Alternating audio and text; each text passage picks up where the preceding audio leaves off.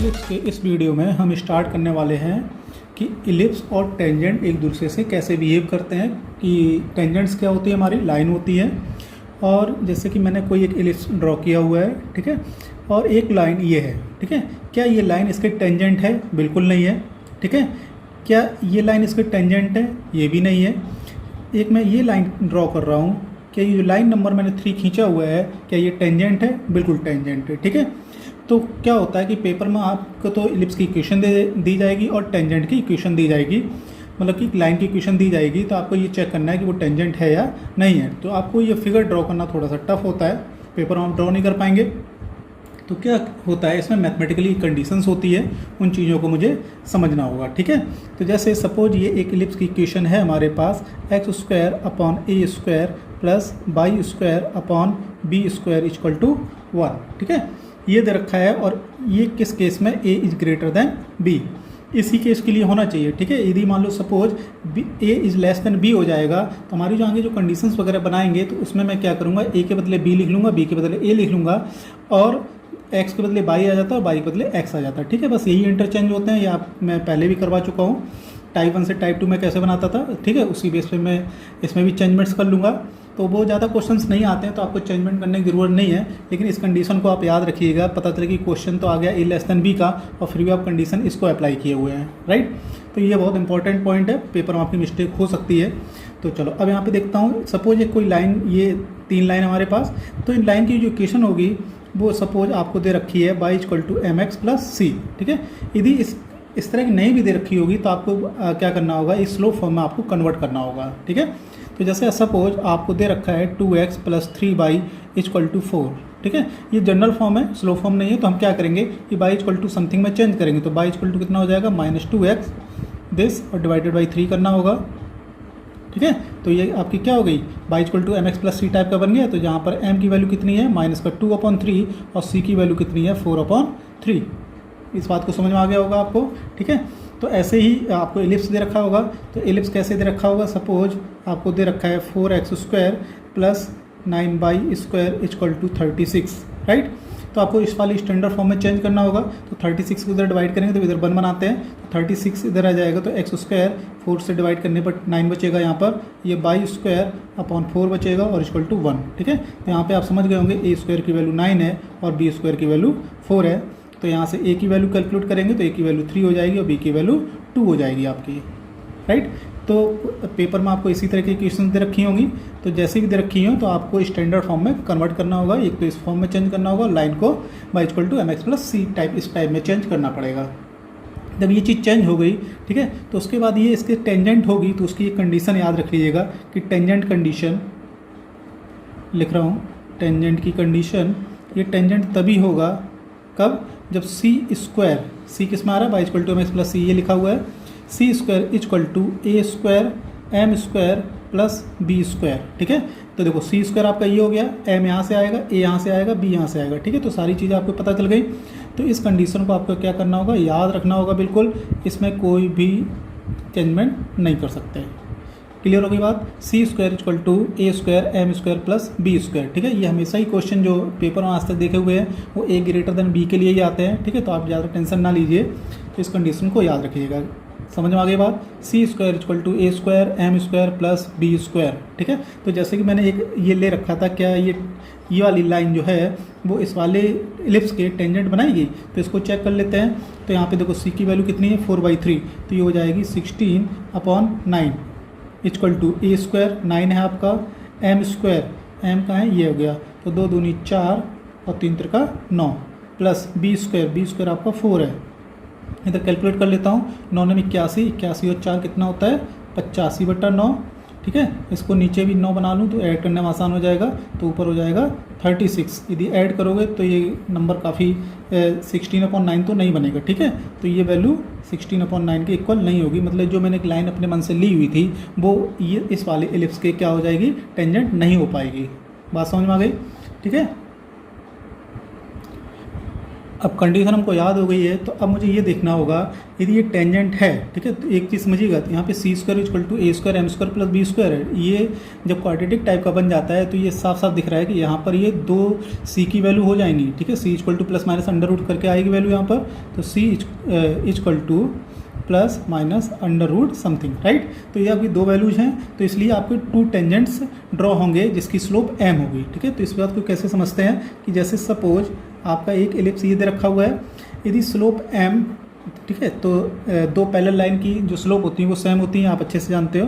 तो सपोज एक कोई लाइन है जिसकी स्लोप एम है और वो यहाँ पर क्या कर रहा है, टेंजेंट बना रहा है, ठीक है। तो इसके पैरेलल एक यहाँ पे भी इस तरह से एक टेंजेंट और बनेगा कि जिसकी स्लोप कैसी होगी, जैसे सपोज यहाँ पे ये हमारा क्या है, ये एक्स कोऑर्डिनेट और वो x axis and y axis है। तो देखो अब ये जो स्लोप यहाँ पे ऐसे कर देते हैं, ये सपोज एंगल थीटा है, तो यहाँ पे ये जाके ऐसे आगे जब काटेगा तो ये भी कितना होगा, थीटा ही होगा, ठीक है।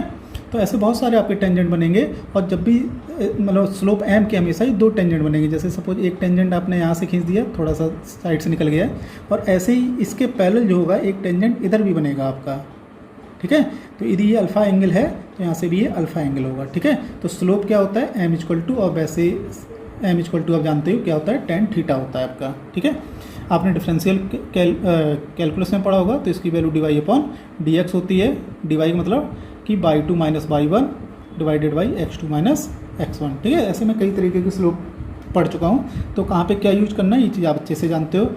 तो अब मैं समझाने की क्या बात कर रहा हूँ, जैसे सपोज एम स्लोप के दो टेंजेंट बनेंगे, तो दो पॉइंट पे ये टच करेंगे, क्या करेंगे, दो पॉइंट पे टच करेंगे। तो सपोज इसका नाम मैं कर देता हूँ T1, इसका नाम कर देता हूँ T2, ठीक है। तो ये जो कोऑर्डिनेट्स हैं ये आपसे पेपर में पूछे जाते हैं, तो वो कोऑर्डिनेट्स क्या होंगे, तो वो मैं यहाँ पे लिख दे रहा हूँ। देखो पहले बात यहाँ पे प्लस माइनस साइन लगा लीजिए, ठीक है, और यहाँ पे माइनस प्लस लगा लीजिए, मतलब कि यहाँ पे जब मुझे प्लस लेना होगा तब माइनस लिखना होगा, जब दूसरा कोऑर्डिनेट लिखेंगे जब यहाँ पे माइनस लिखूंगा तो उसमें प्लस का साइन लगाना पड़ेगा, ठीक है। इस चीज़ को याद रखिएगा। और डिवाइडेड बाई का साइन लगा लीजिएगा। यहाँ पे अंडर रूट, देखो अंडर रूट यहाँ पे कितना आएगा, A square M square plus B square, तो यही वैल्यू आपको यहाँ पे लिखनी है, A square M square plus B square. ऐसे यहाँ पर भी लिख लेता हूँ, ए square M square plus B square, यहाँ तक लिख लिया। अब जो ऊपर वाला पार्ट है ये थोड़ा सा चेंज है, ये है ए स्क्वायर एम और यहाँ पर है बी स्क्वायर, ठीक है। यहाँ पर एम नहीं आ रहा है, केवल एम कहाँ पे आ रहा है, इसके साथ आ रहा है, तो ए स्क्वायर एम और यहाँ पर है बी स्क्वायर, ठीक है। तो आपको दोनों कोऑर्डिनेट्स मिल जाएंगे, T1 और T2, ठीक है। ये चीज़ थोड़ा ध्यान रखिएगा, जब पहले T1 कोऑर्डिनेट लिखेंगे, जब यहाँ पे प्लस साइन लगा रहा हूँ तो यहाँ पे माइनस लगाऊंगा, और जब यहाँ पे माइनस लगाऊंगा तब यहाँ पर प्लस लगाऊंगा, ठीक है। तो उसके बाद ही इसको कैलकुलेट करना है, नहीं तो पता लगे प्लस के साथ प्लस और माइनस के साथ माइनस लगा दिया, सब गड़बड़ हो जाएगा। तो इस चीज़ को बाकायदा रेड पेन से नोट कर लीजिएगा कि ये गलती पेपर में ना हो पाए, ठीक है। याद कर लीजिएगा, देखो नीचे का पार्ट सेम है, ऊपर का पार्ट ए स्क्वायर एम और दूसरे का पार्ट बी स्क्वायर। क्लियर, याद हो गया, फॉर्मूले याद कर लिए हैं टेंजेंट से रिलेटेड वाले। अब मैं बात करता हूँ उस पर क्वेश्चन की, ठीक है।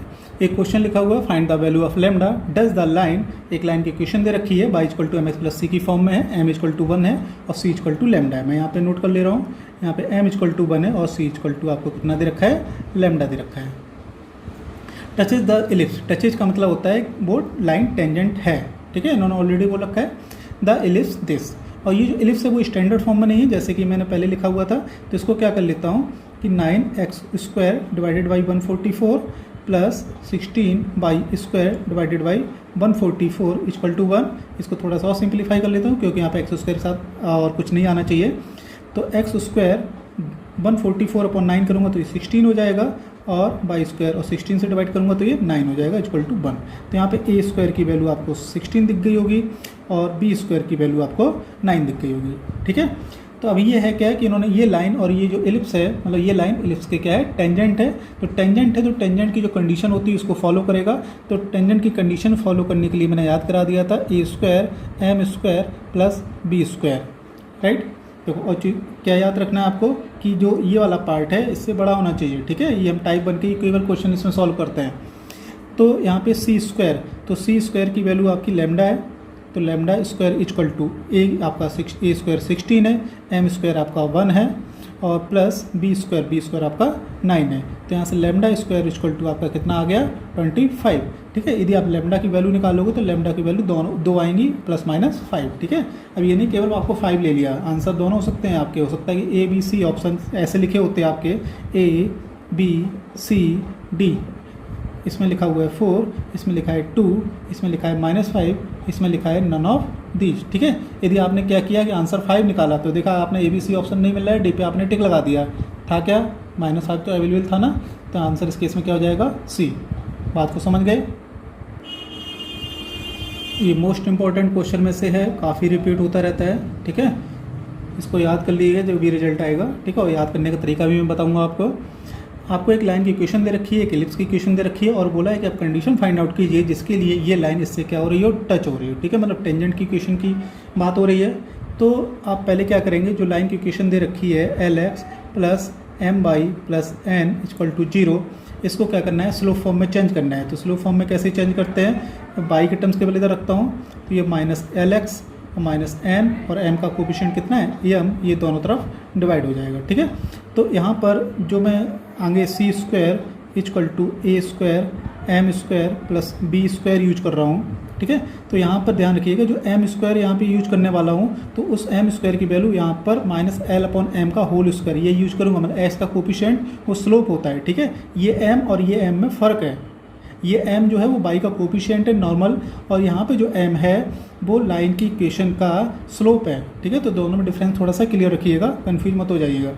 और ये ऑलरेडी आपको एक स्टैंडर्ड फॉर्म दे रखी है जिसमें कि A² B² जैसा कि हम यूज करते हैं वो वैसे ही लिखा हुआ है। राइट, तो एक क्या करते हैं हम यहाँ पे पुट करते हैं, देखो तो C² यहाँ पे C की वैल्यू यहाँ पे कितनी है, -n/m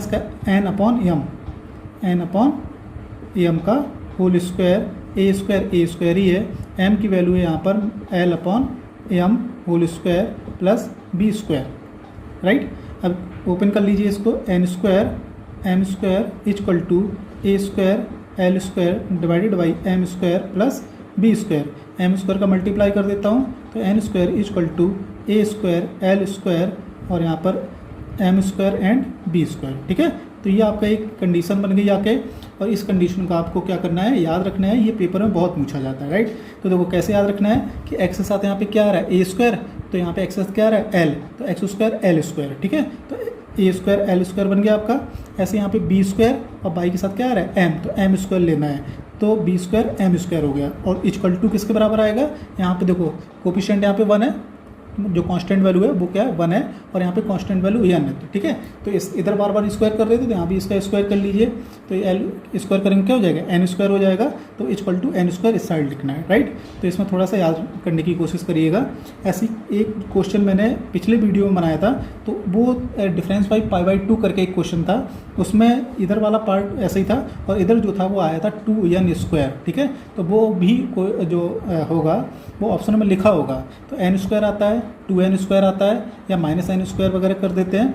तो n² और 2n² ये दोनों तो पक्का ही पेपर में आते हैं, क्योंकि दोनों ही आंसर क्या होते हैं बच्चे याद किए होते हैं, तो कभी कभी कंफ्यूज हो जाते हैं। तो दोनों ही क्वेश्चन क्या करेंगे, एक साथ लिख लेंगे, तो जिससे कि हमें पेपर में क्या रहेगा, कन्फ्यूजन नहीं रहेगा और आपको पूरे नंबर मिल जाएंगे, क्वेश्चन गलत नहीं होगा। राइट,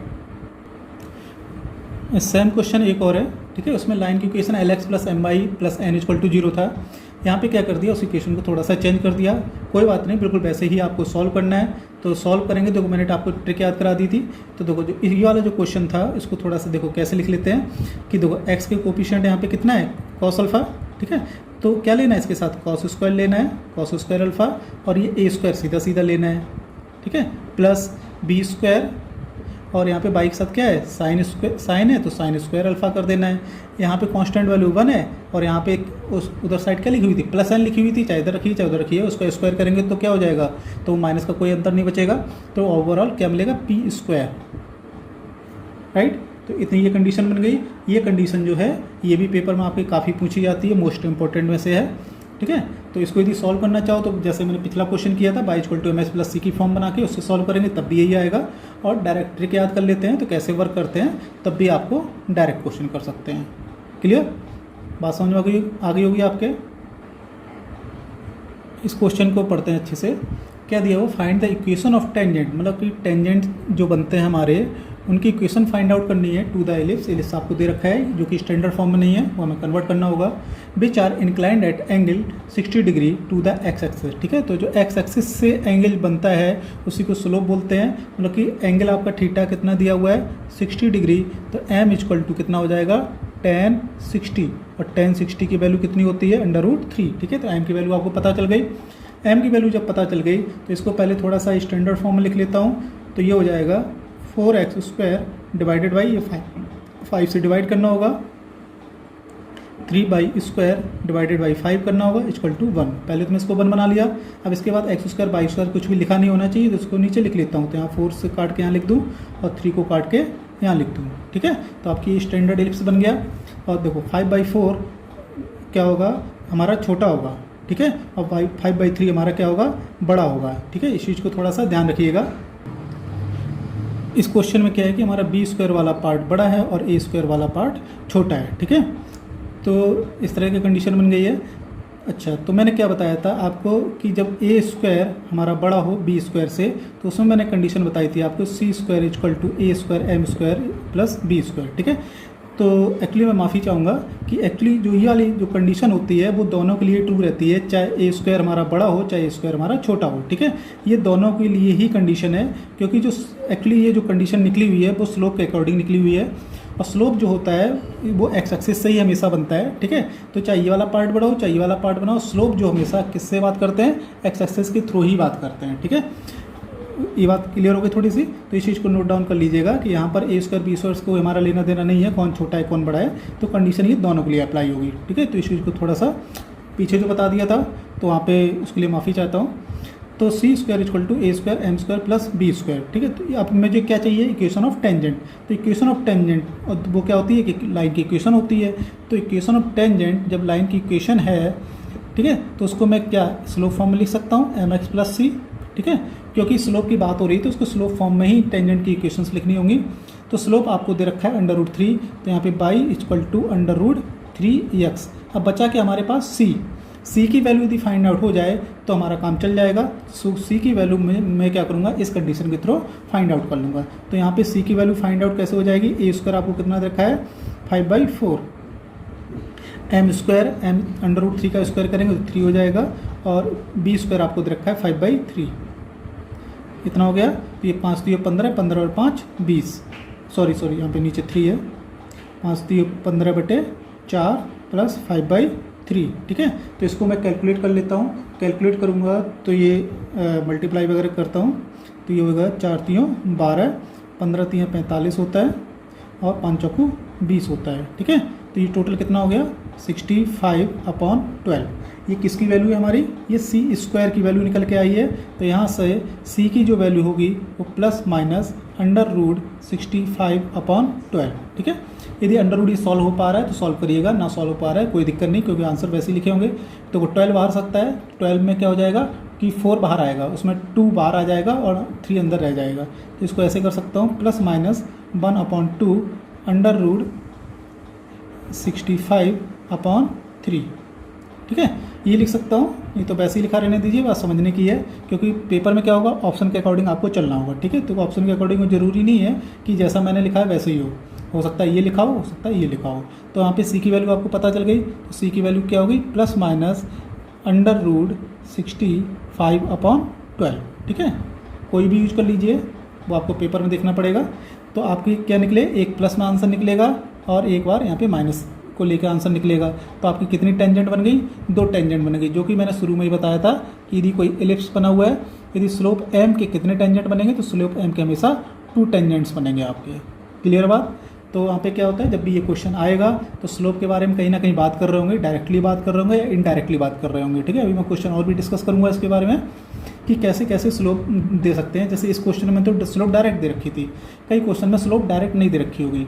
और क्या होगा, एलिप्स हमेशा ही डायरेक्ट नहीं दिया होता है, ये मतलब स्टैंडर्ड फॉर्म में नहीं दिया होता है, तो उसको क्या करते हैं स्टैंडर्ड फॉर्म में चेंज कर लेते हैं, और c की वैल्यू फाइंड आउट करने के लिए इस कंडीशन को अप्लाई कर देते हैं, ठीक है। सिंपल सा क्वेश्चन है, पेपर में काफ़ी आता रहता है। अब मैं इसमें बात कर लेता हूँ। चलो, मैंने टेंजेंट तो निकाली है, तो टेंजेंट के साथ में जो ये पॉइंट है, मतलब टच पॉइंट है, इनको भी यहीं पे सीख लेता हूँ, ठीक है। आइए, इनके फॉर्मूले मैंने लिख लिए हैं।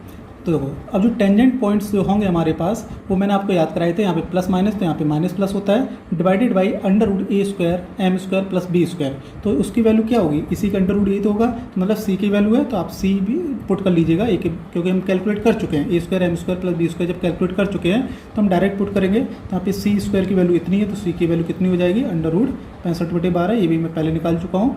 अब ऊपर केवल पार्ट बचा होगा ए स्क्वायर एम और बी स्क्वायर का, ठीक है। तो प्लस माइनस और माइनस प्लस ए स्क्वायर की वैल्यू 5/4 है, एम की वैल्यू अंडर रूट 3 है आपकी, डिवाइडेड बाई, और यहाँ पे वैल्यू है आपकी अंडर रूट 65 डिवाइडेड बाई 12, और बी स्क्वायर की वैल्यू यहाँ पे कितनी है 5/3 डिवाइडेड बाई अंडर रूट 65/12, ठीक है। तो इससे दो आंसर बन गए आपके, जब प्लस लेंगे तो इसके साथ माइनस, जब यहाँ माइनस तो यहाँ पे प्लस, ठीक है। तो दो आपके टेंजेंट पॉइंट्स बन जाएंगे T1 और T2। ये बात क्लियर हो गई।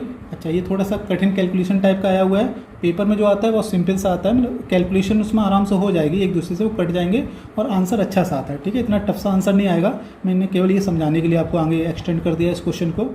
और क्वेश्चन जो पिछले क्वेश्चन देखे हुए हैं उसमें उसी के तरीके के क्वेश्चन है, ठीक है। Find the equation of tangent, तो उसमें क्या दे रखा था, स्लोप आपको डायरेक्ट दे रखी थी। अब इस क्वेश्चन में क्या है कि आपको स्लोप डायरेक्ट नहीं दे रखी है, घुमा फिरा के थोड़ा बात करना चाहते हैं। इन्होंने बोला है parallel to the line this, ठीक है। तो अच्छा, कोई लाइन किसी के पैरेलल होती तो स्लोप सेम होती है, मतलब इसकी स्लोप, तो जिसकी हम बात करना चाह रहे हैं मतलब जो टेंजेंट होगी उसकी भी स्लोप सेम होगी, ठीक है। तो मैं इसकी स्लोप फाइंड आउट कर लेता हूँ। तो y = mx + c बहुत अच्छे से लिखा हुआ है, तो सीधा सीधा आपको दिख रहा होगा यहाँ पे m की वैल्यू कितनी है आपकी 3 है, तो m की वैल्यू 3 है, तो वही स्लोप किसकी हो जाएगी, टेंजेंट की लाइन की हो जाएगी। तो यहाँ पे क्लियर हो गई कि यहाँ पे किस स्लोप को यूज करना है, m = 3 को यूज करना है।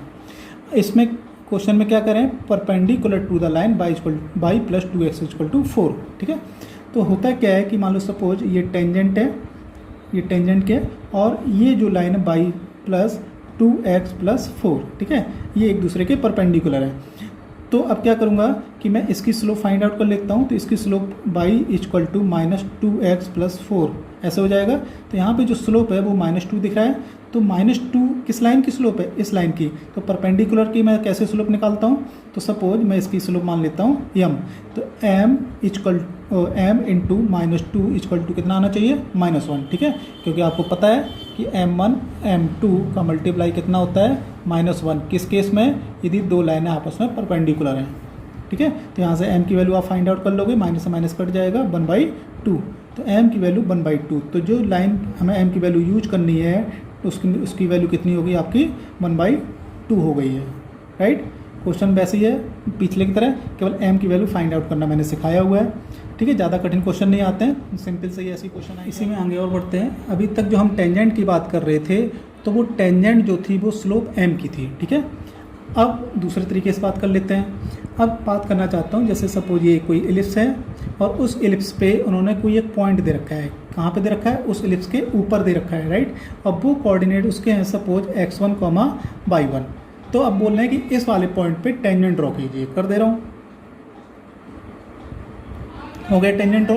यदि टेंजेंट ड्रॉ हो गया है तो इसकी इक्वेशन फाइंड आउट करके बताइए क्या होगा, राइट।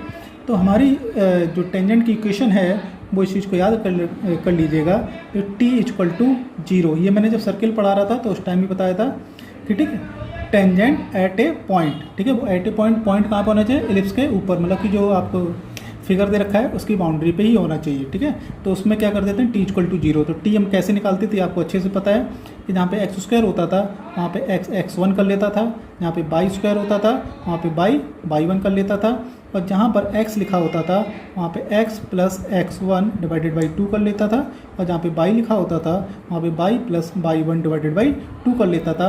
और जो कांस्टेंट्स वैल्यू होती थी उनमें कोई भी चेंजमेंट्स नहीं होता है, ठीक है। तो इतना चेंजमेंट करना होता है मुझे, ये पहले से याद है, काफ़ी क्वेश्चन इस पर कर चुके हो, तो ज़्यादा कठिन नहीं है। तो मैं एक सिंपल सा क्वेश्चन ले लेता हूँ अपनी तरफ से। जैसे दे रखा है आपका x² + 4y² = 25, राइट। तो अब यहाँ पे और जो पॉइंट दे रखा है, मान लो ये सपोज एलिप्स है और एलिप्स पे इन्होंने एक पॉइंट दे रखा है और वो कोऑर्डिनेट है उसका, अभी मैं देख के बता रहा हूँ क्योंकि अपने मन से लूँगा तो गलत हो सकता है। तो मान लो सपोज 3,2 है, ठीक है। यदि 3,2 देखो उसको सेटिस्फाइड कर रहा है कि नहीं, पहले 3 × 3 = 9, 9 और 2 दूनी 4 और 4 चौकू 16 होता है, तो 16 9 25, 25 के बराबर है ना। तो इसका मतलब ये जो कोऑर्डिनेट है वो इसके ऊपर लाई कर रहा है। इतनी बात समझ गए। ये मैंने पहले भी एलिप्स में पढ़ा चुका हूँ कि कौन सा पॉइंट उस पर लाई करे, बाउंड्री पे लाई करेगा, कौन सा अंदर लाई करता है, कौन सा बाहर लाई करता है। ठीक है, ये चीज़ मैं अच्छे से समझा चुका हूँ। तो ये पॉइंट बाउंड्री पे हो गया। तो अब इस पॉइंट पे क्या करना है, मुझे एक टेंजेंट ड्रॉ करना है। ठीक है, और उसकी इक्वेशन फाइंड आउट करनी है। तो ये चीज़ देखो क्या क्या आ रहा है यहाँ पे, एक्स स्क्वायर और वाई स्क्वायर आ रहा है, केवल ये 2 टर्म्स आ रहे हैं, इसके अलावा कोई भी टर्म नहीं आ रहा है। यदि और भी टर्म्स आते तो सारे मुझे चेंजमेंट इसी के अकॉर्डिंग करना है, राइट।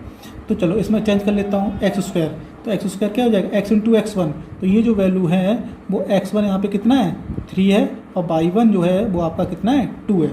तो चलो चेंज कर लेता हूँ। तो ये हो जाएगा 3x प्लस ये 4 ऑलरेडी आपको दे रखा है। ठीक है, पहलिश टाइप है वो। बाई स्क्वायर 2 ही है और बाई वहाँ से आ जाएगा, तो 2 इसमें कोई चेंजमेंट करते नहीं है। इक्वेशन को सिंप्लीफाई कर लीजिए, 3x ये 4 दूनी 8 हो जाएगा 25। तो बन गई एक लाइन की इक्वेशन। ठीक है, तो लाइन की इक्वेशन आपको पता होगा, कोई भी टर्म आपका लीनियर से ज़्यादा नहीं होना चाहिए, मतलब कि एक्स वाई के जो टर्म्स होंगे उनकी जो पावर्स हैं वो 1 होनी चाहिए। ठीक है, तो ऐसा तो नहीं इसमें एक्स स्क्वायर वाई स्क्वायर वगैरह कुछ आ रहा है, नहीं आ रहा है, तो आपकी इक्वेशन लगभग सही है। थोड़ी बहुत यदि गलती हो जाती है कभी कभी कैलकुलेशन में, तो ये बात समझ गए होंगे। तो ऐसी कोई इक्वेशन और भी लिख लेता हूँ, जैसे मान लो ऐसे लिखा होता, सपोज ऐसे करके मान लो दिया होता, तो इसमें क्या करते, तो इसमें भी ऐसे ये पॉइंट 3,2 है, तो ये हो जाता 3x, 4 तो ऑलरेडी है, ये 2y कर दे रहा हूँ, और जो 2x है इसको 2 ऐसे ही लिखा रहने देता हूँ, और जो x है वो x plus x1 divided by 2, x1 की वैल्यू कितनी है 3, तो x प्लस 3 डिवाइडेड बाई 2, 4 में कोई चेंजमेंट नहीं करूँगा और इक्वल टू 0। अब बस इसको सिंप्लीफाई कर लीजिए और आंसर फाइंड आउट हो जाएगा आपका। ठीक है, तो ये वाला क्वेश्चन काफ़ी इजी हो जाता है, और एलिप्स में ये क्वेश्चन कम आते हैं, ये क्वेश्चन अधिकतर सर्किल में ही ज़्यादा पूछे जाते हैं। टेंजेंट के जो क्वेश्चन एलिप्स के थ्रू आते हैं वो मोस्टली स्लोप वाली फॉर्म के आते हैं, जो कि अभी इससे पहले सारे डिस्कस जो किए हुए हैं, c square equal to A square M square plus B square, उसमें 3 टाइप के क्वेश्चन बनते हैं। वो एक टेंजेंट की कंडीशन में बनते हैं, टेंजेंट की लाइन फाइंड आउट करना, मतलब इक्वेशन फाइंड आउट करना, और किस पॉइंट पे वो टेंजेंट बना रहे हैं वो पॉइंट फाइंड आउट करना। तो ये 3 क्वेश्चन हमेशा बनते हैं, और सबसे इंपॉर्टेंट क्वेश्चन है, तो उसको प्रैक्टिस जरूर कर लीजिएगा, प्रैक्टिस करते रहिए। ठीक है, एक क्वेश्चन आपका लगभग इसी पार्ट में से ज़्यादा पूछा जाता है। इस क्वेश्चन को देखते हैं, दिया हुआ find the equation of the tangents to the ellipse.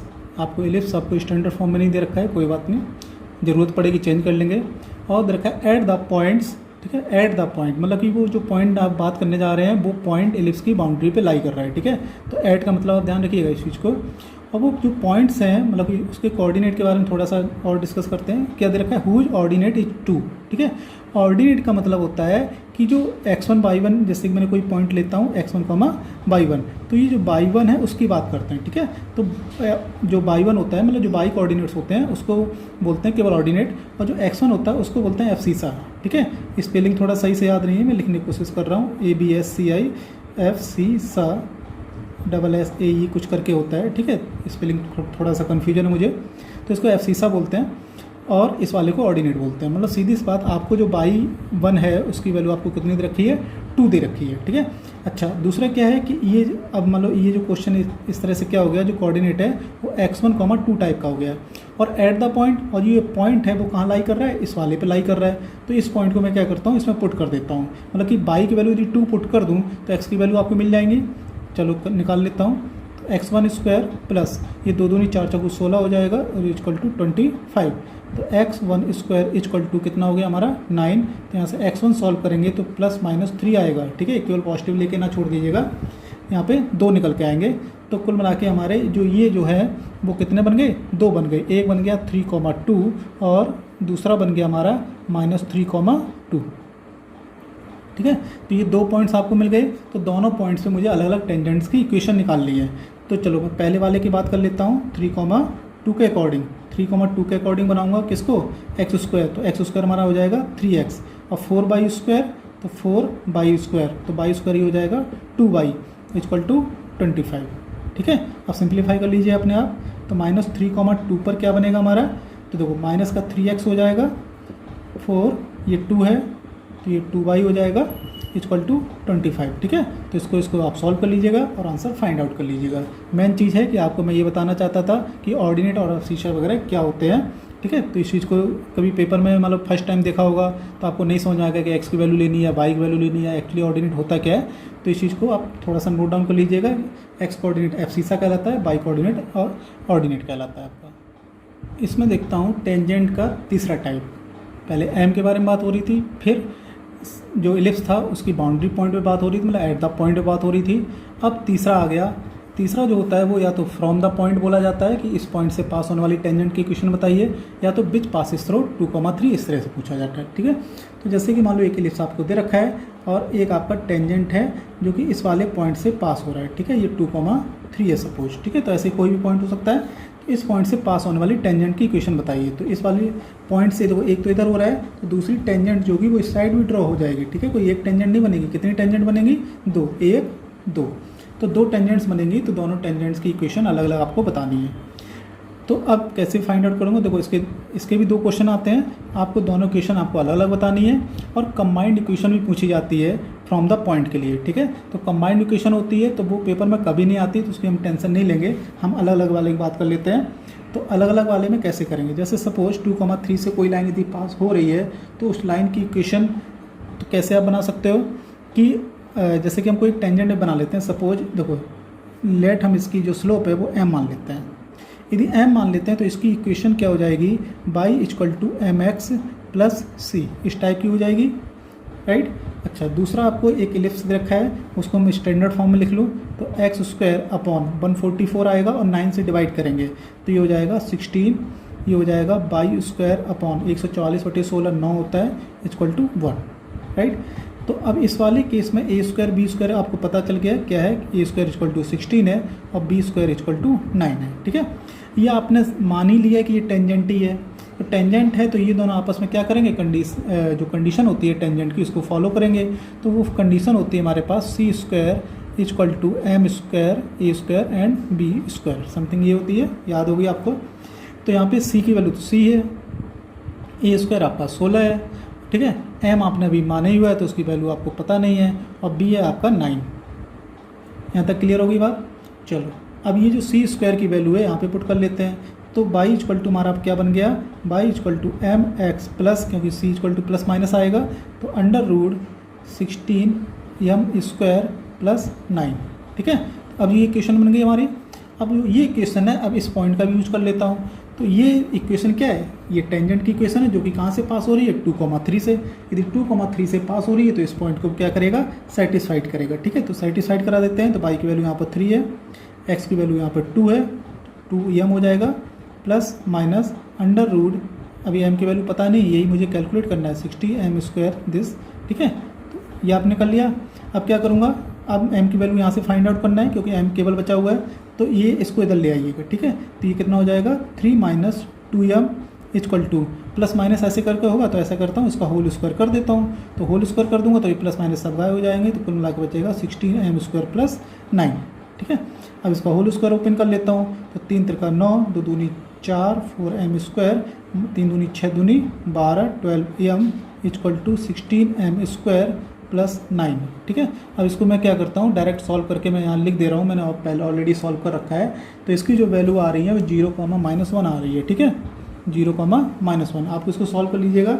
16 m² और 9 सब इधर ले जाइएगा और क्वाड्रेटिक बन जाएगी। क्वाड्रेटिक इक्वेशन आप सॉल्व करिएगा तो वो सॉल्व करने पे आपको m = 0 और -1 मिल जाएगा। ठीक है। वैसे ये सिंपल है। तो 9 से 9 से ये पहले कट गया और इसको मैं इधर ले आता हूँ तो ये कितना हो जाएगा? 12m², और इसको भी इधर ले आता हूँ तो प्लस का 12m = 0। तो यहाँ से क्या करता हूँ, m कॉमन ले लेता हूँ, 12 भी कॉमन आ जाएगा तो 12m, तो बचा के हमारे पास m + 1 = 0। तो आपको देखो m = 0 और m = -1, ये दोनों वैल्यू मिल जाएंगी। 2 वैल्यू मिल गई। तो अब ये दोनों वैल्यू को क्या करूँगा, एक बार m = 0 इसमें पुट करूँगा। ठीक है। और एक बार क्या करूँगा, -1 पुट करूँगा। तो 2 इक्वेशन बन जाएंगी आपकी। तो एक बार ये, एक बार ये, तो यहाँ से 2 इक्वेशन आपको फाइंड आउट हो जाएंगी। तो m = 0 पुट करता हूँ। देखो y = कितना हो जाएगा? ये तो 0 हो जाएगा, प्लस माइनस 0 + 9। ठीक है। तो हो जाएगा √9, 3 बचेगा यहाँ पे। तो y = +-0 3। ठीक है। ऐसे ही -1 पुट करूँगा तो यहाँ से निकलेगा y = -x + -√, ये हो जाएगा एम स्क्वायर 1 हो जाएगा, 16 9 25, 25 का अंडर रूट 5 होता है। ठीक है, तो मैं डायरेक्ट 5 लिख दे रहा हूँ यहाँ पे 5 लिख दिया। ठीक है, अब क्या हुआ कि हमें तो पता है कि यहाँ पर्टिकुलर पॉइंट से पास होने वाली कितनी इक्वेशन बनती है, केवल 2 बनती हैं, जबकि हमारे पास 2 यहाँ से बन गई, 2 यहाँ से बन गई, टोटल 4 बन गई।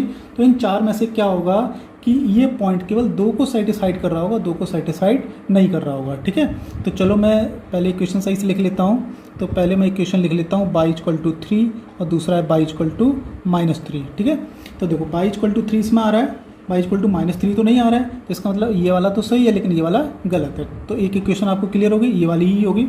दूसरा क्या है, इसको लिख लेता हूँ। तो ये दे रखा है y = -x + 5 और दूसरी इक्वेशन बनेगी y = -x - 5। राइट, तो चलो मैं 2, 3 पुट करता हूँ। तो y की वैल्यू कितनी है, 3, y की वैल्यू 3 है और यहाँ पे x की वैल्यू यदि 2 पुट कर देता हूँ तो 5 में से 2 गया 3। ठीक है, तो ये तो सेटिस्फाइड कर रही है, लेकिन ये नीचे वाली इक्वेशन सेटिस्फाइड नहीं करेगी। यहाँ पे पुट करो तो -2 -5 कितना हो जाएगा, -7, जबकि y की वैल्यू कितनी है, 3 आ रही है। ठीक है, यहाँ पे देख रहे होगे ये 2, 3 ये सेटिस्फाइड करा रहे हैं यहाँ पर, तो ये वाली गलत हो गई। तो दूसरी इक्वेशन हमारी क्या बनेगी, ये वाली। तो ये आंसर कौन से हो जाएंगे, y = 3 और y = x + 5। इतनी बात समझ में आ गई होगी आपके। जब इतनी बात समझ में आ गई है तो पेपर में देखो ये करने में टाइम लग रहा है, तो पेपर में हम क्या करते हैं, अब वो आपको हम बताते हैं। इस तरह क्वेश्चन में जब मतलब पेपर आ जाएगा तो उस तरह क्वेश्चन में क्या करते हैं कि 4 ऑप्शन आपके पास लिखे होंगे, तो 4 ऑप्शन में आपको एक ही इक्वेशन ऐसी होगी जो टेंजेंट होगी, अदरवाइज इक्वेशन टेंजेंट्स नहीं होंगी। ठीक है, टेंजेंट होंगी भी तो इस पॉइंट से पास नहीं हो रही, तो कई तरीके की चीज़ें होंगी। तो हम क्या करेंगे, ABCD हमारे पास 4 ऑप्शन होंगे, A B C D। ठीक है, अब वो क्या होंगे वो आप जानिए, मतलब पेपर जानेगा। तो हम क्या करेंगे, सबसे पहले आपको क्या दे रखा है, विच पासिस थ्रू 2, 3। तो हम क्या करेंगे, चारों ऑप्शन को हम चेक कर लेंगे कौन सी इक्वेशन 2, 3 को सेटिस्फाइड कर रही है। तो मोस्टली होता है कि 1 या 2 ऑप्शन आपके गलत हो जाते हैं, तो बचेगा क्या, एक या 2 ऑप्शन और बच जाएंगे। सपोज आपका C और D गलत हो गया, मान लो A और B अभी आपका बचा हुआ है। तो जो इक्वेशन टेंजेंट की होगी तो टेंजेंट की कंडीशन को क्या कर रही है, फॉलो कर रही है। टेंजेंट की कंडीशन क्या होती है हमारी, C² = A² M² + B²। जो इसको सेटिस्फाइड करेगा वही तो टेंजेंट की इक्वेशन बनाएगी। तो हम क्या करेंगे, यहाँ से मान लो कोई ये ऑप्शन लिखा हुआ था सपोज y = -x + 5। ठीक है, तो ऐसे क्या करेंगे, तो इसमें ये और एक इलिप्स की इक्वेशन ये, तो इसमें क्या करेंगे, इसको और इसको मिला के इस कंडीशन को चेक करेंगे। इस कंडीशन को यदि फॉलो कर रहा होगा तो हम टिक लगा देंगे। ठीक है, तो दूसरा वाला अपने आप गलत हो जाएगा। सपोज इस वाले पॉइंट से तो ये पास हो रही थी, और मान लो जैसे कि मान दिया हुआ है y = -x - 5। ठीक है, तो चलो मैंने क्या चेक किया, इस वाले पॉइंट से पास नहीं हो रही तो वैसे ही गलत हो गया। ठीक है, और दूसरा क्या करता हूँ, मान लो इस पॉइंट से पास होने वाली कोई इक्वेशन लिख लेता हूँ मैं। सपोज C ऑप्शन में लिख लेता हूँ x + y = 5। ठीक है, अब मैं यदि चेक करूं तो ये जो है वो इस 2 + 3 = 5 हो जाएगा, मतलब कि इस पॉइंट को सेटिस्फाइड कर रही है।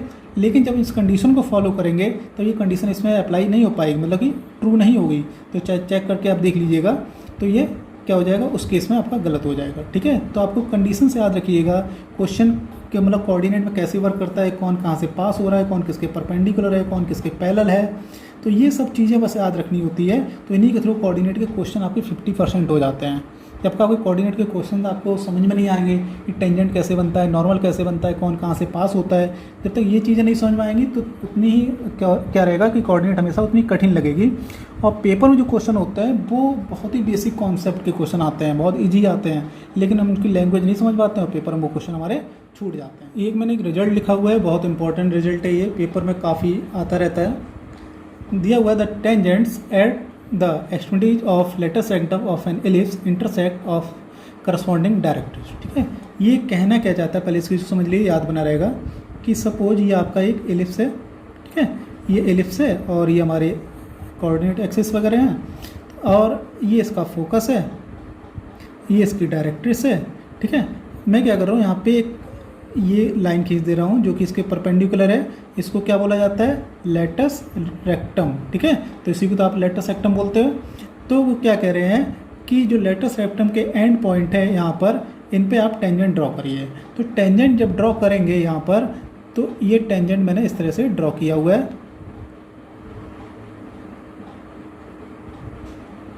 ठीक है, तो जो टेंजेंट ड्रॉ करेंगे वो टेंजेंट कहाँ पर इंटरसेक्ट करेंगे, हमेशा ही अपने करस्पॉन्डिंग डायरेक्ट्रिक्स। करस्पॉन्डिंग डायरेक्ट्रिक्स का मतलब कहना चाह रहा है यदि हम इधर के लेटस रेक्टम पे काम करेंगे तो ये इधर वाली अपनी डायरेक्ट्रिक्स पे इंटरसेक्ट करेंगे, ठीक है। और जब इन पे टेंजेंट ड्रॉ करेंगे तो इसका टेंजेंट का इंटरसेक्शन कहाँ होगा, इस वाली डायरेक्ट्रिक्स पे होगा, ठीक है। दो डायरेक्ट्रिक्स होती हैं, इस फोकस की करस्पॉन्डिंग ये होती है और इस फोकस की करस्पॉन्डिंग ये होती है, ठीक है। तो आपको याद हो गया होगा, तो फिर से पढ़ लीजिए, the tangents at the extremities of the latus rectum. तो लेटस रेक्टम की एक्सट्रीम पॉइंट्स हैं ये। इन एक्सट्रीम पॉइंट पे क्या करना है आपको, टेंजेंट्स हैं intersect on the corresponding directrix, ठीक है। तो कहाँ पे इंटरसेक्ट करेंगे, हमेशा अपने डायरेक्ट्रिक्स पे ही करेंगे, चाहे एलिप्स कैसा ही बनाओ, चाहे ऐसे बनाओ चाहे ऐसे बनाओ, तो इसकी डायरेक्ट्रिक्स इधर होगी, ठीक है। और लेटस रेक्टम ये होगा, तो ऐसे करके ये इंटरसेक्ट जब करेंगे तो हमेशा क्या करेंगे, उसके अपने डायरेक्ट्रिक्स पे ही इंटरसेक्ट करेंगे।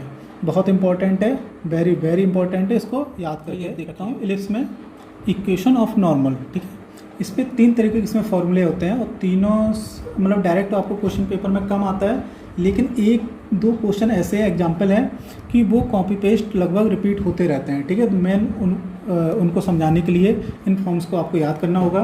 तो कौन कौन सी फॉर्म है और कौन कौन सी नॉर्मल्स की हम बात करेंगे। तो जो पहला टाइप का है उसमें ये कह रहे हैं कि एक आपका ये एलिप्स है, ठीक है। एलिप्स थोड़ा सही से बना लेता हूँ,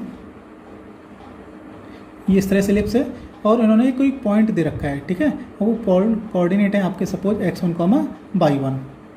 तो x1, y1 ले लिया। तो हम नॉर्मल क्या होता है, पहले नॉर्मल के लिए हमें क्या करना होता है, टेंजेंट जरूर ड्रा करना होता है। तो मैं क्या कर लेता हूँ, यहाँ पे एक टेंजेंट ड्रा कर लेता हूँ। अब इस टेंजेंट के परपेंडिकुलर लाइन होनी चाहिए और जो कि इस पॉइंट से पास होती है, तो वो इस तरह से एक लाइन बनेगी कुछ, राइट। तो ये जो है वो है आपकी नॉर्मल, समझ गए बात को। तो ये नॉर्मल की इक्वेशन आपको फाइंड आउट करके बतानी है। तो आप 2 काम कर सकते हो, तो आप टेंजेंट की इक्वेशन निकालना जानते ही हो पर्टिकुलर इस पॉइंट पे, ठीक है। और क्या करना है फिर उसकी कोई लाइन है उसके परपेंडिकुलर लाइन की इक्वेशन कैसे बनाते हैं, तो ये मैंने स्ट्रेट लाइन वाले में आपको सिखाया हुआ था। तो दूसरा तरीका आपके पास ये है, ठीक है। तो दूसरा तरीका वो है, तो पहला तरीका क्या है, तो वो आपको याद करना पड़ेगा। पहला तरीका ये है, सपोज आपकी एलिप्स की इक्वेशन है वो है आपकी x² a² y² b² = 1। यदि आपको ये दे रखी है और पॉइंट आपको x1, y1 दे रखा है, ठीक है। तो ये भी ध्यान रखिए कि एट द पॉइंट मतलब होता है कि बाउंड्री पर पॉइंट है, ठीक है, x1, y1। तो उसकी जो इक्वेशन हो जाएगी नॉर्मल की, वो हो जाएगी a² x/x1 minus b² y/y1 = a² minus b², ठीक है। और ये आपको याद करनी ही पड़ेगी, ठीक है। और कई बार लिख के प्रैक्टिस कर लीजिएगा। ये x1, y1 क्या है कि किस पॉइंट पे आपको नॉर्मल निकलवाया जा रहा है, x1, y1 हो गया, ठीक है। a² b² आपको पता है a² b² क्या होते हैं, ठीक है। तो एक तो पहले ये वाला हो गया। दूसरा टाइप होता है पैरामेट्रिक फॉर्म, इसको बोलते हैं पॉइंट फॉर्म बोलते हैं, ठीक है। दूसरा होता है पैरामेट्रिक फॉर्म। पैरामेट्रिक फॉर्म के आपके कोऑर्डिनेट्स याद होंगे कि मैंने आपको क्या लिखाया था, a cos θ, b sin θ, ठीक है। तो ऊपर वाले क्वेश्चन से ही नीचे वाला बना हुआ है। तो ये x1 हो गया आपका, ये y1 हो गया। तो इन्हीं चीज़ों को मुझे यहाँ पे रिप्लेस करना है और रिप्लेस करने के बाद क्या होता है, इसको सिंप्लीफाई करना होता है, ठीक है। तो सिंप्लीफाई करके देखो, जैसे मान लो यहाँ पे मैं x1 cos θ लिखूंगा, तो ये cos θ यहाँ पे जब ऊपर जाएगा वो क्या हो जाएगा, sec θ हो जाएगा, ठीक है। तो इतनी सी चीज़ें हैं केवल। तो देखो a sec θ, तो यहाँ पर रिप्लेस कर लेता हूँ a² x divided by a cos θ, ठीक है, minus b² by divided by y1 की वैल्यू कितनी है, b sin θ = a² minus b²। a से a कट गया, cos θ ऊपर जाएगा तो sec θ हो जाएगा, तो a x sec θ minus b by sine ऊपर जाता है क्या हो जाता है, cosec हो जाता है हमारा दिस, और a² माइनस b²। तो दूसरा भी याद हो गया आपको, ठीक है। तो दूसरा वाला याद करने की ज़रूरत नहीं है, पहला वाला याद रखिएगा। तो कभी पैरामेट्रिक फॉर्म में यूज़ करने को आ जाए तो क्या करेंगे, बस ये पैरामेट्रिक कोऑर्डिनेट्स याद होने चाहिए, उनको हम क्या कर देते हैं, रिप्लेस कर लेंगे। 2 चीज़ें याद होंगी आपको। अब जो इसमें तीसरी टाइप का है वो है normal equation of slope m, ठीक है, स्लोप m की नॉर्मल इक्वेशन। तो स्लोप m की नॉर्मल इक्वेशन के लिए हम सीधा सीधा फॉर्मूला लिख रहा हूँ, इसको याद करना पड़ेगा। y = m x, ये स्लोप फॉर्म ही रहेगी, ठीक है, क्योंकि स्लोप बाई यहाँ पे देख लीजिए y equal to M x, तो स्लोप तो यहीं से पता चल जाती है। तो स्लोप कितनी रखनी है आपको, एम रखनी है, और जो पीछे वाला प्लस सी होता है वो चेंज हो सकता है, ठीक है। तो वो कैसे क्या होगा, तो उसको आपको याद रखना पड़ेगा, minus m a square minus b square divided by under root a square plus B square M square. तो अब नीचे अंडर रूट में ध्यान रखिएगा, जब मैंने टेंजेंट में कंडीशन पढ़ी होगी तब ध्यान रखा होगा कि ए स्क्वायर एम स्क्वायर था, ठीक है। अब वो एम स्क्वायर किसके साथ है, बी स्क्वायर के साथ है। तो ये थोड़ा सा ध्यान रखिएगा कि पेपर में यही गलती हो जाती है, अधिकतर लोग जो लड़के होते हैं मतलब बच्चे होते हैं तो वो क्या करते हैं, यहाँ पे a square M square plus B square हमेशा इसी को यूज करते रहते हैं, और पेपर में लगभग 50% से ज़्यादा बच्चे ये गलत करके आते हैं।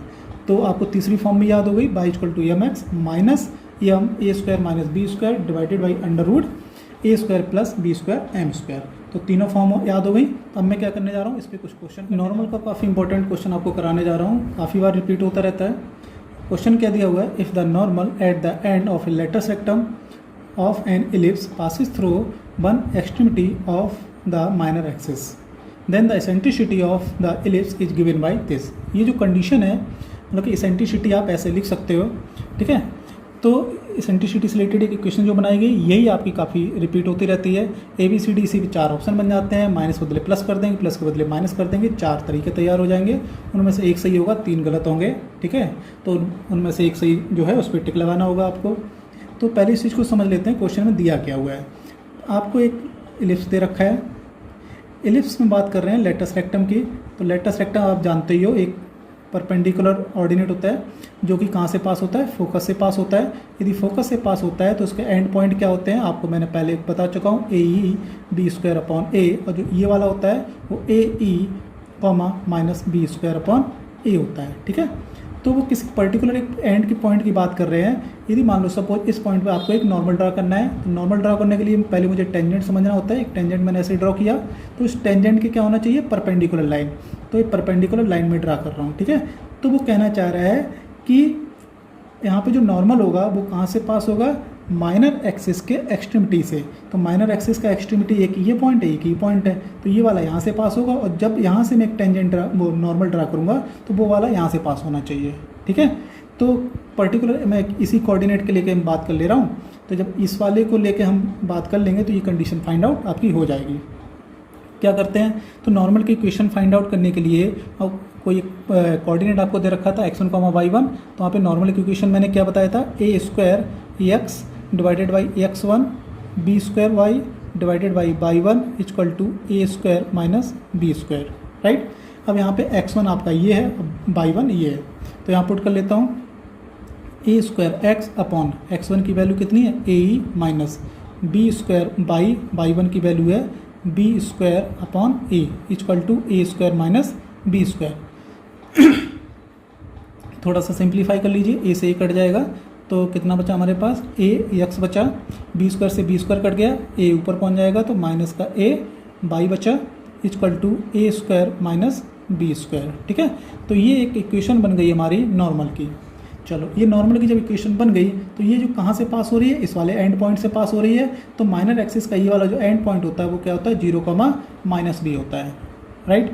यदि आपने ये फिगर नहीं बनाया होता तो आप क्या करते, इस वाले पॉइंट्स पे आप नॉर्मल तो आप फाइंड आउट कर लेते, यही आता, लेकिन इसको जब सेटिस्फाइड कराने की बात करते, मतलब इस वाली कहाँ से पास करने की बात कर रहे हैं, तो आप 0, बी कर सकते थे, ठीक है। क्योंकि अधिकतर एंड पॉइंट जो नॉर्मली होते हैं वो प्लस वाले ज़्यादा लोग ले लेते हैं। तो 0, बी से नहीं करना है, कहाँ से करना है, 0, माइनस बी। तो 0, माइनस बी है वो इसको क्या करेगा, सेटिस्फाइड करेगा। तो x इक्वल टू 0 और y equal to minus b put कर देता हूँ, तो दिस इज 0, ये हो जाएगा माइनस ए, बाई की वैल्यू माइनस बी है तो ये प्लस हो जाएगा, और a b equal to A square minus b square. यहाँ तक पहुँच गए। तो ये जो है आप जो फाइंड आउट करना चाहते हो तो वहाँ तक तो नहीं पहुँचे, इसमें ई कहीं नहीं आ रहा है। तो अब मैं क्या करूँगा, ई को फिट करूँगा। तो ई इक्वल टू आपको पता है क्या होता है, b square equal to A square 1 minus e square, ये कंडीशन होती है, ठीक है। आपने क्या याद किया था, e equal to under root 1 minus b square upon a square, ठीक है। तो उसी का सिंप्लीफाई फॉर्म है ये, b square equal to A square something करके, राइट। तो यहाँ से यदि देखा जाए तो b square equal to A square e square, इतना हो गया। तो यदि मैं माइनस वाले को उधर ले जाता हूँ, बी स्क्वायर को उधर ले जाता हूँ, तो a square e square equal to A square minus b square. तो ये जो वैल्यू है किससे रिप्लेस करते हैं, ए स्क्वायर ई स्क्वायर। तो यहाँ पे मैं रिप्लेसमेंट कर लूँ तो ये रिप्लेसमेंट जो हो जाएगा वो हो जाएगा आपका ए स्क्वायर ई स्क्वायर। यहाँ तक पहुँच गए। अब बी की वैल्यू यहाँ पे क्या कर लेता हूँ, b equal to under root ये यूज कर लेता हूँ। तो यहाँ पे अंडर रूड बी की वैल्यू यूज करने जा रहा हूँ, ठीक है। ए ऑलरेडी है तो यहाँ पे हो जाएगा a square 1 minus e square, इतना हो गया। तो अब ए स्क्वायर बाहर आएगा तो टोटल कितना हो गया, ए स्क्वायर, और ये कट जाएगा तो यहाँ पे हो जाएगा a square under root 1 minus e square equal to A square e square. A square cut गया, राइट। तो अभी भी मैं वहाँ तक नहीं पहुँचा हूँ तो क्या करना होगा, दोनों तरफ का होल स्क्वायर कर देता हूँ। तो ये हो जाएगा 1 minus e square equal to e की पावर 4। तो अब तो वहाँ तक पहुँच गए। तो क्या बन गया, ई की पावर 4 उधर ले जाता हूँ plus e square minus 1 equal to 0। बन गई कंडीशन हमारी, ठीक है। तो जो कि यहाँ पे लिखी हुई है। इतनी बात क्लियर हो गई। तो इस कंडीशन को आप याद करके रखिएगा। और इसको देखो मैं कैसे याद करता हूँ, क्योंकि आती तो ऐसे ही है लेकिन मैंने ऐसे याद किया हुआ था, ई की power 4 plus e square equal to 1। E square common ले लेता हूँ तो e square plus 1 equal to 1, ठीक है। तो जो नीचे वाली है मैं इसको याद करता हूँ तो उससे क्या रहता है कि मुझे कभी कन्फ्यूजन नहीं रहता कि यहाँ पे माइनस है कि प्लस है, यहाँ पे प्लस है कि माइनस है। तो इसको याद रखने पे टोटली इसमें प्लस ही दिखाई दे रहे हैं। ई स्क्वायर ब्रैकेट में ई स्क्वायर प्लस 1 इक्वल टू 1। तो ये कंडीशन याद रखने से पेपर में कन्फ्यूजन नहीं रहेगा, क्योंकि इस तरह की कंडीशन जो है वो आपके हाइपरबोला में भी आने वाली है। तो जब वो वाले आ जाएगी तो दोनों को एक साथ लिख लेना और याद। ऐसा पिछला क्वेश्चन किया था बिल्कुल वैसे ही क्वेश्चन है, मतलब वो ही क्वेश्चन है लगभग। देखो इसमें ABCD ऑप्शन दे रखे हैं। देखो the equation of normal to the ellipse this at the positive end of latus rectum, ठीक है। तो positive end of latus rectum मैं आपको बताया था ये क्या होता है आपका a e comma b square upon a, ठीक है। तो इसी पॉइंट मैंने जस्ट थोड़ी देर पहले ही आपको निकाला हुआ है, मतलब पिछली बार क्वेश्चन में निकाला हुआ है। कोई बात नहीं, फिर से एक बार रिवाइज कर लेते हैं। ए square x upon x1 minus b square y upon y1 equal to A square minus b square, ठीक है। तो यहाँ पे कोऑर्डिनेट्स पुट कर लेता हूँ। ए square x upon a e minus b square y upon b square upon a equal to A square minus b square. यहाँ से ए से ए कट हो जाएगा, कितना बचेगा हमारे पास, ऊपर ए बचेगा, ए एक्स अपॉन ई, ठीक है। बी स्क्वायर कैंसिल हो जाएगा तो डिवाइडेड बाई ए ऊपर पहुँच जाएगा। तो a by equal to A square minus b square. यहाँ तक पहुँच गए। अब जब मैंने ऑप्शन को देखा, ऑप्शन में क्या है कि मेरा बी तो यूज ही नहीं हो रहा है, ए यूज हो रहा है। तो बी को मुझे रिप्लेस करना होगा। तो बी की जो वैल्यू होती है b square equal to A square 1 minus e square, right. तो ये मैं पिछले क्वेश्चन में भी यूज कर चुका हूँ। तो पिछले क्वेश्चन में मैंने क्या यूज किया था तो वैसे ही कर लेता हूँ। तो b square equal to A square और ये ए स्क्वायर ई स्क्वायर, इसको उधर ले आता हूँ, उसको उधर ले जाता हूँ। तो हमारा हो जाएगा a square minus b square equal to A square e square, ठीक है। तो ये रिप्लेसमेंट यहाँ पे कर लिया जाए तो ये हमारा हो गया ए एक्स अपॉन ई माइनस ए वाई और ये टोटल हो गया ए स्क्वायर ई स्क्वायर। यहाँ तक क्लियर। अब ई का मल्टीप्लाई कर देता हूँ तो a x minus a e y equal to A square e square, right. ये अब क्या कर लेता हूँ, ए कॉमन लेकर हटा देता हूँ, हर जगह ए अवेलेबल है। X minus e y equal to a e square, यहाँ तक हो गया, ठीक है। अब मैं क्या करता हूँ, सॉरी क्या हो, एक मिस्टेक हो गई है। ई का जो मल्टीप्लाई किया था यहाँ पे ई क्यूब हो चुका है, ई क्यूब, तो ठीक है। तो यहाँ पे ई क्यूब लिखना है। अब इसको मैं इधर ले आता हूँ तो फाइनल हमारा आंसर मिल जाएगा x minus e y minus a e cube equal to 0। किसी ऑप्शन में मिल रहा है माइनस माइनस दोनों जगह, तो किस ऑप्शन में मिल रहा है, बी ऑप्शन में लिखा हुआ है, राइट। सिंपल था। पिछला क्वेश्चन यदि समझ में आ गया होगा तो ये भी आ गया होगा। तो दोनों को बहुत अच्छे से प्रैक्टिस कर लीजिएगा। पहला वाला तो याद हो जाता है, दूसरा वाला ये जो है, पहले वाले में थोड़ा सा क्या था, प्लस प्लस माइनस था, इसमें प्लस माइनस माइनस है, ठीक है। क्यूब आ रहा है तो यहाँ पे क्यूब है, यहाँ पे पावर 1 है। तो इस तरह से चीज़ें थोड़ा सा एक दूसरे कंपेयर जरूर कर लीजिएगा। कंपेयर करने से क्या रहता है कि यदि याद कर रहे हैं तो कंपेयर करना है, यदि याद नहीं करना है तो कंपेयर करने की ज़रूरत नहीं है आपको, ठीक है। तो 2 क्वेश्चन काफ़ी इंपॉर्टेंट है, इनको अच्छे से प्रैक्टिस करिए।